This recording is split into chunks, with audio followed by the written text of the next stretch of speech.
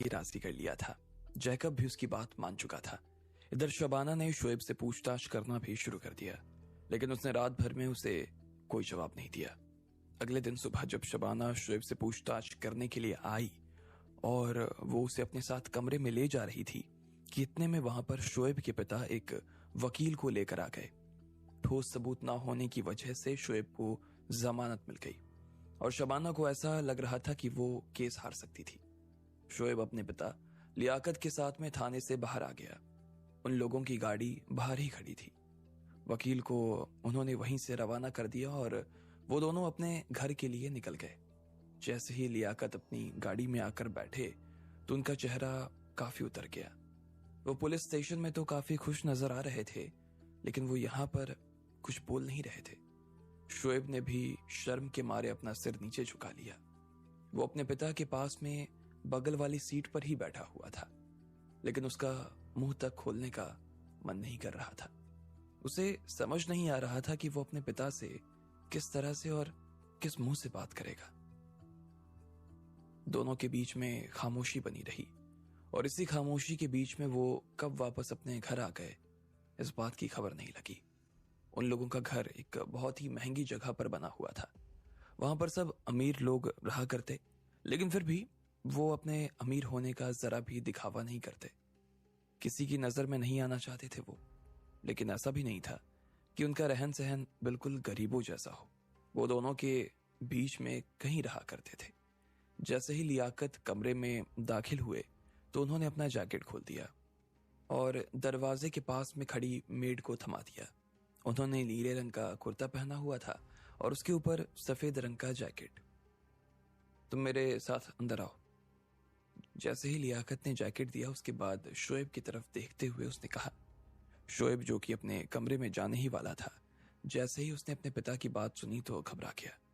उसके पिता के बुलाने पर उसके दिल की धड़कन तेज हो गई। ऐसे में उसके पास में अपने पिता के पीछे जाने के अलावा कोई चारा नहीं था। वो चुपचाप उनके पीछे पीछे जाने लगा।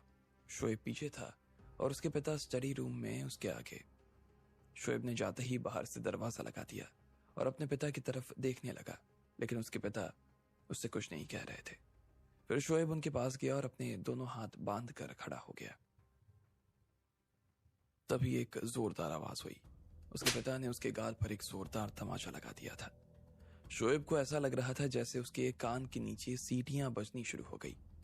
उसका चेहरा अभी भी तमाचे की वजह से गर्म तवा जैसा लाल हो गया था और उसकी आंखों में आंसुओं की हल्की सी झलक भी नजर आने लगी थी।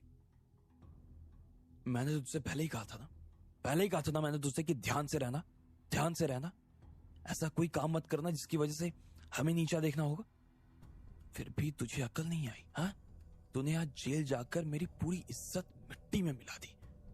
जानता भी है हम लोग बाहर के लोगों को जब इस चीजों के बारे में पता चलेगा कि मेरा बेटा जेल गया था और उसके ऊपर लोगों के खून का इल्जाम लगा है, किस तरह से देखेंगे मुझे, मेरे बारे में किस तरह की बात करेंगे, अंदाजा भी है जरा, हाँ? लियाकत ने शोएब को डांटना शुरू कर दिया।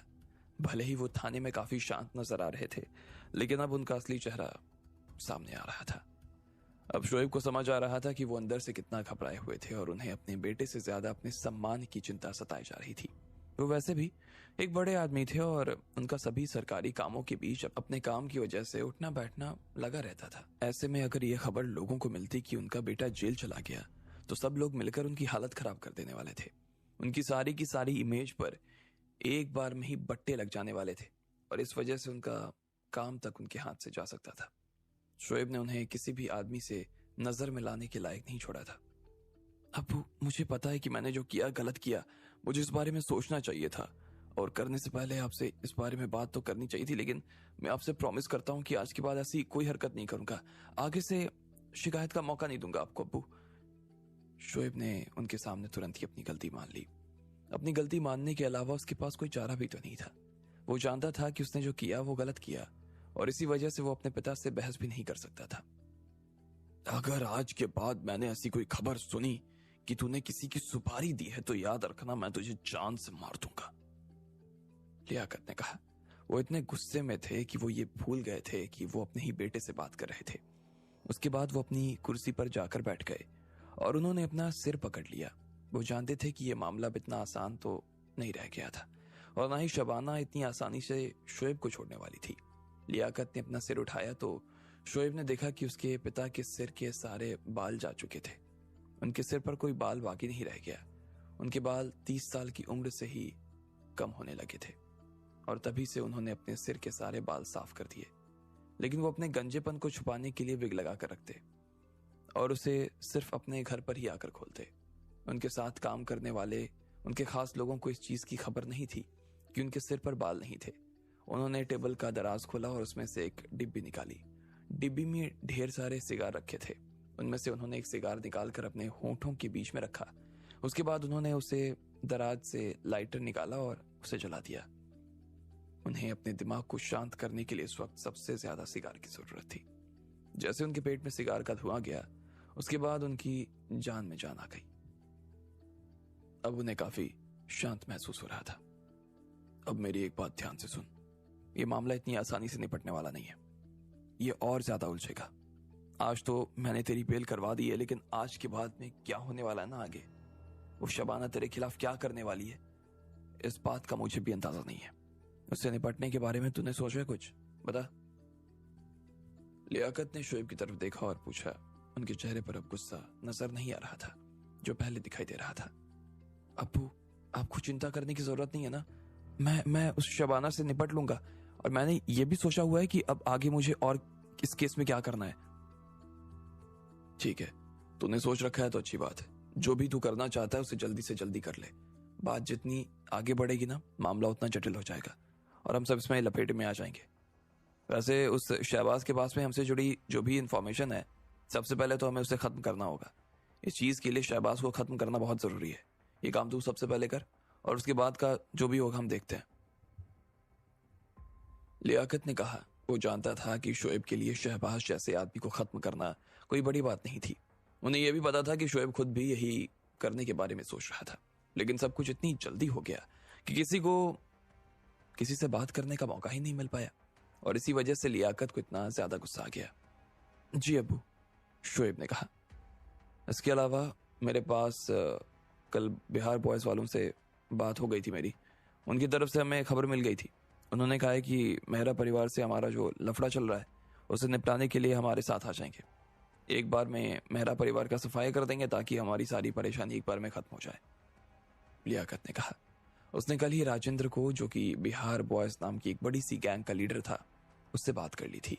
लियाकत के मन में ये खुराफात चल रही थी कि वो पूरे बिहार के अंडरवर्ल्ड पर अपना कब्जा जमाना चाहता था और उसके ऊपर राज करना चाहता था। लेकिन उसके बीच में ये मेहरा परिवार आ रहा था।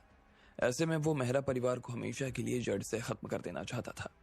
वो कभी भी मैदान में बिना तैयारी के नहीं उतरते और जब भी उतरते तो उन्हें पता होता कि जीत तो उनकी ही होनी है।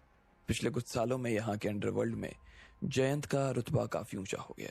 वो यहाँ का काफी बड़ा नाम हो चुका था और इस काम में उसने अपने पैर बहुत ज्यादा फैला लिए। लेकिन अब लियाकत को लग रहा था कि उसके पास में वो मौका आ गया जब वो आराम से जयंत और उसके परिवार को निपटा सकते थे। ऐसे में अब मेहरा परिवार की जगह रऊफ परिवार बैठने के बारे में सोच रहा था। इस संबंध में उनकी बिहार बॉयज से बात चल रही थी। वो उनसे पिछले काफी महीनों से बात कर रहे थे और इस काम के लिए उन्होंने उनसे मदद भी मांगी थी। लेकिन बिहार बॉयज से राजेंद्र सिंह कभी उनकी बात पर ज्यादा ध्यान नहीं देता। वो खुद भी जानता था कि अभी उसके पास में इतनी ताकत नहीं थी कि वो आराम से मेहरा परिवार को खत्म कर सके। लेकिन कल ही राजेंद्र ने आखिरकार उन्हें फोन करके वो जवाब दे दिया जिस जवाब के आने का वो कब से इंतजार कर रहे थे।